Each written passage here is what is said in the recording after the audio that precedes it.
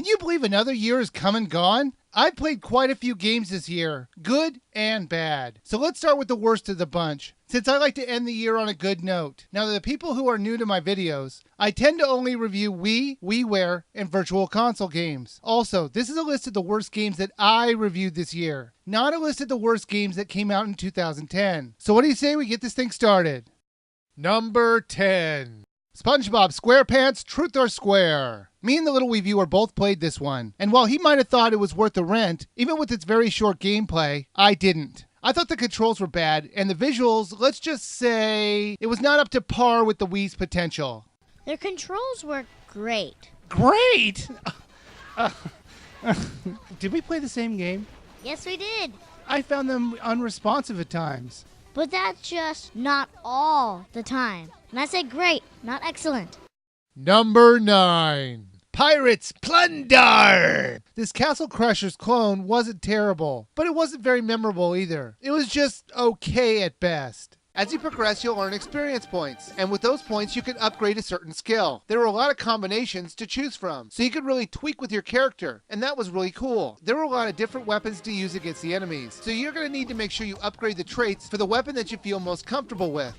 Yeah, that's the most obvious statement ever. No, you're going to pick the most uncomfortable weapon to go into battle with. That's what winners do. You know any pirate can use a sword in battle. That's easy to do. But when you use a wet towel, things get a little harder. Ha ha ha ha! Ha ha ha ha ha ha! Come on at me, boys. I will get you all. Number 8.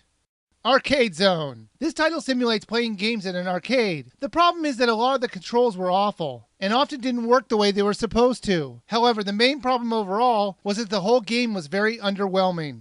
The plot of this game is that you have to go up against the game master of this arcade, Derek. To get to him first, you'll have to beat 3 of the 4 games in each of the sections. Once you beat 3 sections, the way to Derek the Game Master is open, who, by the way, comes off like a complete tool. Space hockey is like life.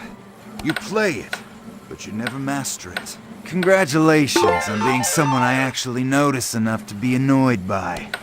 Yes, I'm willing to spend some of my time to have a reaction to you. This is more than a game of air hockey.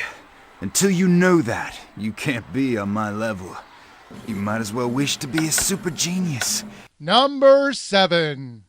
Scooby-Doo in the Spooky Swamp. This title was a huge letdown from the last game, Scooby-Doo First Frights. It's because Scooby-Doo in the Spooky Swamp only has 2 cases. Plus it has a lot of obnoxious backtracking, and the story was really stupid. The most commonly used ability was Thelma's. The genius that she is, she actually figured out that a simple Simon electronic game could be used to access doors, turn on equipment, or basically do whatever she wanted. It was such a brilliant find, I think I might be able to make millions off it. Have these things ever happened to you? Oh no, I forgot my keys. Oh no, I lost the remote. What do I do? Come on, you stupid door! I shouldn't have to go back into the castle, get my keys, just to get my iPod out of my car! Who locked my car anyway? People steal me, not my car! Then you should buy one of these. A Velma-approved Simon electronic gaming device. It can open up any door. It worked! Or turn on any electronics. Wow, thanks, Simon! As a special offer to you right now, if you buy one, you'll get a second one for the exact same price you bought the first one for. So you should buy one now. Disclaimer, the Simon electronic gaming device does not actually open doors or turn on electronics. In fact, the Simon device barely qualifies as a game itself, with its limited gameplay. Why not just be upfront and say you're going to throw it away in 5 minutes? But you will still enjoy it for those 5 minutes, so you should buy one. Number 6.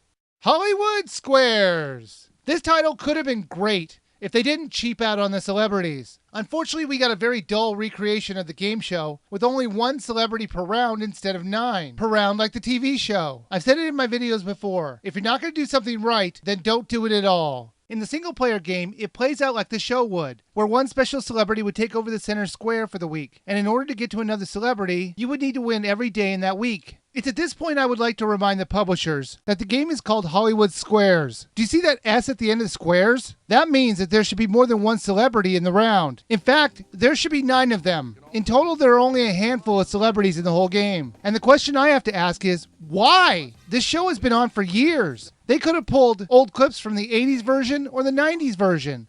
Number 5. 5 Arcade Gems. The only thing true about that title is that there are 5 games to play, but they were never arcade gems, as they were all too simple, and you would never actually spend a quarter to play these games. Lumberjack Trials. Alright, here's the basic premise of this one. You play the role of a drunken lumberjack, and the king idiot of the group has the brilliant idea to throw targets in the air and have his buddies throw axes at them for points. So he stands there in the middle of the action while the axes are being thrown. Then the target thrower, not content in surviving this ridiculous situation he's gotten himself into, tells him to back up, and he makes it even harder for the lumberjacks to hit the target. You use the Wiimote to aim, and you use a jerk of the nunchuck to throw the axes. The controls worked okay, but it was just the gameplay I found incredibly boring. Number 4.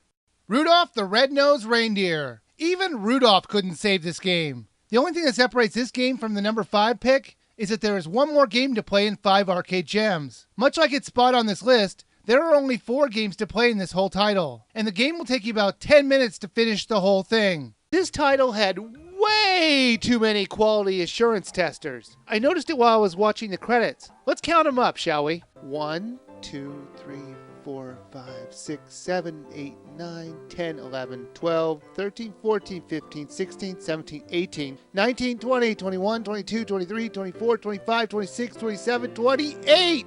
28 people! How do you have a title with 4 games in it, but 28 quality assurance members? That is 7 people per game. I think that might just be a little bit of overkill. To be fair, the quality assurance people did do their job. The controls worked perfectly. Number 3. Team Elimination Games. This title was a recreation of one of those wacky Japanese game shows, and it was just as stupid. The controls were poorly done, and the gameplay was repetitive and boring. So much so, I couldn't stand playing it for very long. Even though in the end of the review, I kind of agreed with the Little Wiiviewer and the Littlest Wiiviewer to say that it was worth the rent, this is going to be one of those times where I think I was wrong. I don't think it's worth the rent at all. I started out playing a tweaked version of Red Light, Green Light, since apparently I'm still back in kindergarten. You have to shake your Wiimote to move forward. However, there is a noticeable problem with the responsiveness from your Wiimote when you stop waggling, as you need to stop about a second before you'd expect to, in order not to get screwed over. Number 2. Jaja's Adventure. I never got so close to throwing up while playing a game than I did with Jaja's Adventure. The spinning background was a terrible idea, as you could only play it for short periods of time without getting nauseous. It didn't help that the game itself was extremely boring and repetitive to play. Now I'm sure I'm going to get a bunch of comments saying this is a kid's game and there's a reason why it's made for kids, because adults wouldn't enjoy it. So hang on, let me grab a kid. Hey little Wiiviewer, come here for a sec. I'm here. Do you remember that game we played called Jaja's Adventure? Yeah. What'd you think of it? I really didn't like it.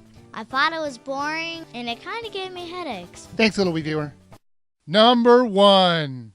Spray. Speaking of throwing up, any game where one of your main attacks is puking on objects and people, I think you'll have a winner of the worst game of the year. You might think I'm exaggerating, but I'm not. One of your attacks is really your character explosively vomiting over everything. To make things even worse, the graphics look like a budget PlayStation 1 game. I have said this before. I would love to be in the room when people are coming up with a game. I have to assume that the people who came up with this title got drunk one day and threw up all over the room and said, "Hey, there's an idea for a game." Also, this game is ridiculously buggy. These bugs will make you fall through floors and also make levels unwinnable. Was there no testing of this game at all? Well, that's my top 10 worst games that I reviewed in 2010. In my next video, I'm going to talk about the best games that I reviewed in 2010. So I thank you for watching, and I'll see you in my next video.